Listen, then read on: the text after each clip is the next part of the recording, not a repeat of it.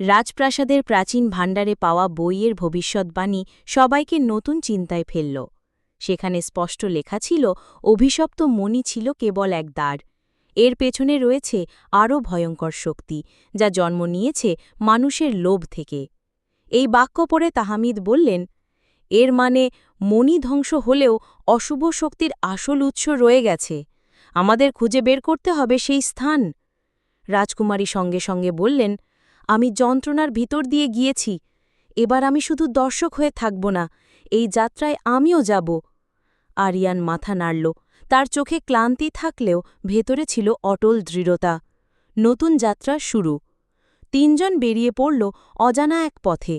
তাদের সঙ্গে কয়েকজন সাহসী যোদ্ধা যোগ দিল, যারা প্রতিজ্ঞা করল অশুভ শক্তির বিরুদ্ধে লড়াই করবে। বন পেরিয়ে পাহাড় টপকে তারা পৌঁছল এক অচেনা উপত্যকায়। সেখানে বাতাস অন্যরকম, শীতল হলেও ভেতরে চাপা অশুভ গন্ধ।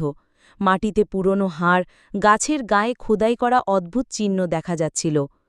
হঠাৎ মাটির নিচ থেকে ভেসে উঠল এক করুণ আর্তনাদ, যেন শত শত আত্মা কাঁদছে। রাজকুমারী আতঙ্কে কেঁপে উঠলেন, কিন্তু তাহমিদ শান্ত গলায় বললেন, এগুলো সেই মানুষের আত্মা যাদের লোভ অশুভ শক্তিকে জন্ম দিয়েছে। আমরা যদি এদের মুক্ত করতে পারি, তবে হয়তো অশুভের মূল দুর্বল হবে। অশুভ শক্তির ইতিহাস। উপত্যকার মাঝখানে তারা দেখতে পেল এক প্রাচীন মন্দির। দেয়ালে খোদাই করা ইতিহাসে প্রকাশ পেল অশুভ শক্তির আসল জন্মকথা। 1000 বছর আগে কিছু মানুষ ক্ষমতার লোভে আল্লাহকে ভুলে গিয়ে জাদুবিদ্যা চর্চা করেছিল। তারা নিজেদের আত্মা বিক্রি করে তৈরি করেছিল অভিশপ্ত মণি। সেই মণি ছিল অশুভ শক্তির প্রথম দরজা।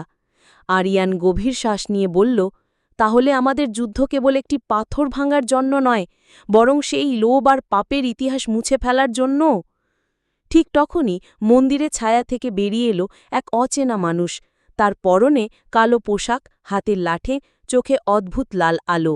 সে হেসে বলল, অবশেষে তোমরা আমার আস্তানা এলে। আমি কাইন, অশুভ শক্তির শেষ রক্ষক। যতক্ষণ আমি আছি, তোমরা আলো দিয়ে কখনো এই অন্ধকার মুছতে পারবে না। রাজকুমারী তলোয়ার তুললেন, তাহমিদ কুরআনের আয়াত পড়তে লাগলেন, আর আরিয়ান সামনে এগিয়ে দাঁড়াল। এভাবেই শুরু হল নতুন শত্রুর সাথে তাদের মুখোমুখি যুদ্ধের প্রস্তুতি, যা আগের যে কোনো লড়াইয়ের চেয়েও ভয়ঙ্কর হতে চলেছে।